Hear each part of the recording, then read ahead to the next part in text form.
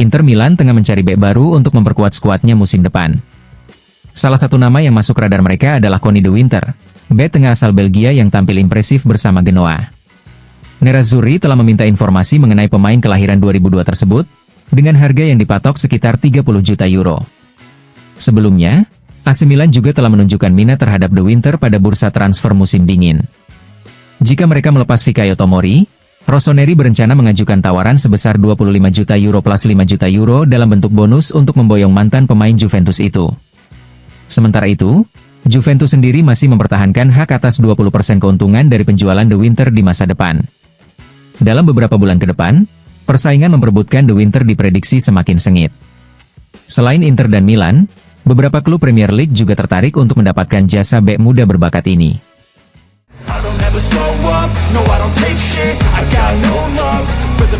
Kondisi fisik kiper utama Inter Milan, Yann Sommer, mulai menunjukkan perkembangan positif. Menurut laporan langsung dari Sky Sport, hari ini menjadi momen penting bagi kiper asal Swiss tersebut, di mana ia mulai berlatih dengan lebih intens. Jika pemulihannya berjalan sesuai rencana, Sommer berpeluang kembali merumput pada leg kedua Liga Champions melawan Feyenoord. Selama absennya Sommer, Josep Martinez telah menjalankan tugasnya dengan baik. Penampilannya saat menghadapi Genoa dan Napoli di Stadion Maradona menunjukkan bahwa ia mampu menjadi pelapis yang solid. Meski begitu, Sommer terus bekerja keras untuk segera kembali ke bawah mistar gawang dan membantu Nerazzurri dalam perjuangan mereka di berbagai kompetisi musim ini.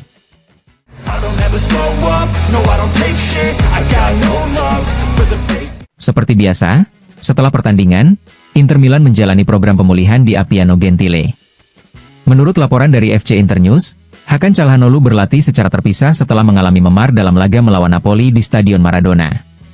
Meskipun begitu, tidak ada kekhawatiran serius, dan kondisinya akan dievaluasi lebih lanjut besok. Sementara itu, Federico Di Marco, yang harus ditarik keluar di babak kedua akibat masalah fleksor, juga akan menjalani pemeriksaan medis dalam 24 jam ke depan. Tim medis Inter berharap cedera tersebut tidak terlalu serius agar sang pemain bisa segera kembali ke lapangan. Dengan jadwal padat yang menanti, Inter tentu berharap kedua pemain kunci ini bisa pulih dengan cepat dan siap menghadapi tantangan berikutnya.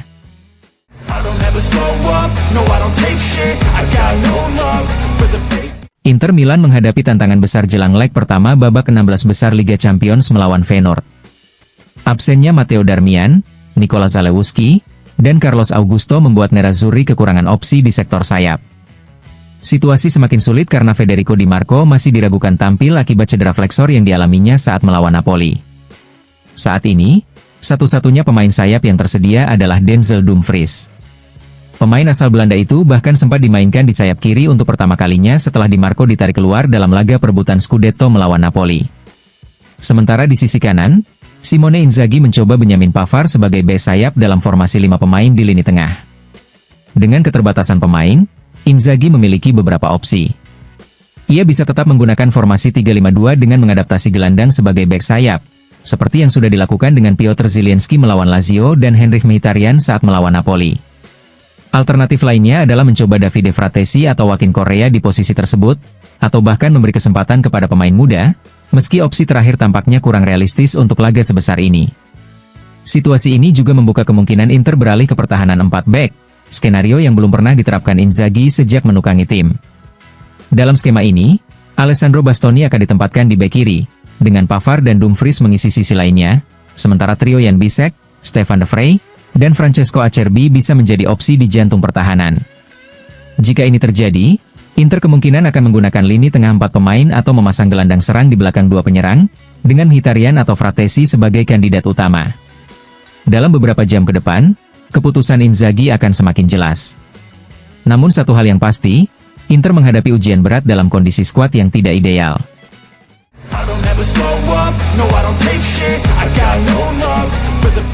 Inter Milan akhirnya kembali mencetak gol dari tendangan bebas langsung di Serie A setelah lebih dari setahun. Momen ini terjadi dalam laga melawan Napoli, di mana Federico Di Marco mencetak gol spektakuler dengan kaki kirinya.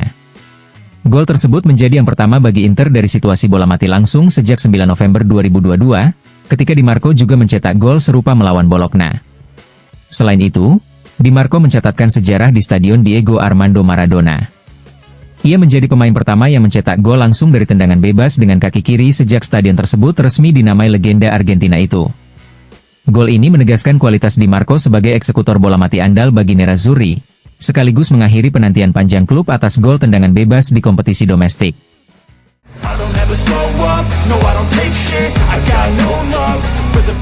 Christian Vieri, yang hadir di Stadion Diego Armando Maradona sebagai komentator untuk DAZN, memberikan pandangannya mengenai performa Inter Milan usai pertandingan melawan Napoli. Ia menyoroti kekuatan skuad Nerazzurri dan menilai bahwa Simone Inzaghi memiliki kedalaman tim yang cukup untuk menjalani musim dengan baik. Inter memiliki skuad yang hebat. Inzaghi harus melakukan rotasi dan fokus pada setiap pertandingan satu persatu. Bagaimanapun, ia memiliki dua pemain inti di setiap posisi, ujar Vieri, mengungkapkan keyakinannya terhadap kualitas tim Inter. Selain itu, Vieri juga memuji gol spektakuler Federico Di Marco yang lahir dari tendangan bebas indah. Di Marco? Itu gol bergaya Maradona di stadion yang dinamai Maradona, tambahnya. Pujian dari legenda sepak bola Italia ini semakin menegaskan bahwa Inter memiliki potensi besar untuk terus bersaing di level tertinggi musim ini.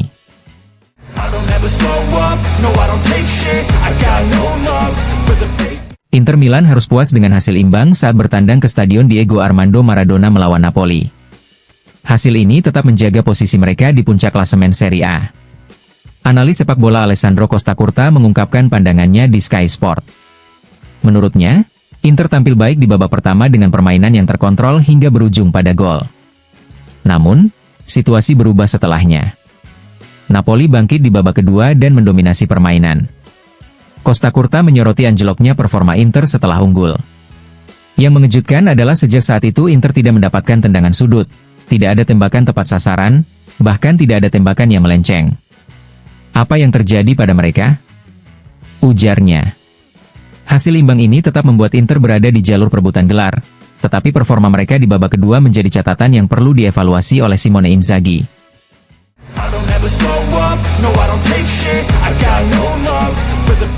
Alessandro Budel memberikan pandangannya pasca pertandingan Napoli versus Inter dalam sesi analisis di DAZN. Meskipun hasil imbang tersebut tidak mengubah posisi di klasemen, Budel menilai bahwa performa Napoli di babak kedua menunjukkan bahwa tim asuhan Antonio Conte kini benar-benar percaya diri untuk bersaing memperebutkan gelar. Hasil imbang ini sangat penting bagi Napoli, dan itu terlihat dari reaksi para penggemar mereka, ujar Budel. Ia juga menyoroti bagaimana Conte mampu membawa timnya tetap bersaing di papan atas. Saya pikir tim Conte bisa menjadi penantang serius. Tetap berada di posisi ini adalah bukti kepemimpinan sang pelatih, yang sangat menentukan jalannya timnya. Budel menegaskan bahwa hasil ini membuat Inter kehilangan margin kesalahan. Kini, setiap pertandingan menjadi semakin krusial dalam perebutan gelar Serie A musim ini.